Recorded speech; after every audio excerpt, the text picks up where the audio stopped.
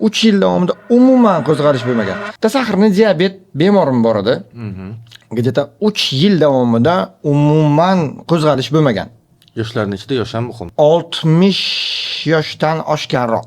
60 yoshdan oshganroq aka 3 yil davomida umuman qo'zg'alish bo'lmagan. Даже dori bilan ham qo'zg'almagan. Seriozna. Keldilar brat, qaydandir eshitib kelibdilar.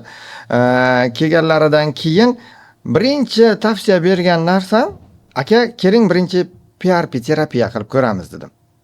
PRP terapiya qildik. Ikkinchi уже protseduradan keyin aka shikoyat qilishni boshladilar menga. Nima shikoyat? Yotmayapti debmi? Yotmayapti deb. Yo'q, uchinchisiga yaxshi turmayapti deb. 3 yil turmagan. Qo'zg'alish yo'q uchun. Qo'zg'alish bo'lmagan. 3 yil davomida qo'zg'alish bo'lmagan. Ikkinchi muolajadan keyin shikoyat, uchinchisi yaxshi bo'lmayapti-da deyaptilar. Aytdim, aka bu yaxshi maqtovmi yoki yomon maqtovmi deb so'radim. Yo, yaxshi, faqat shu uchinchisini ham yaxshi qilaylik deyaptilar.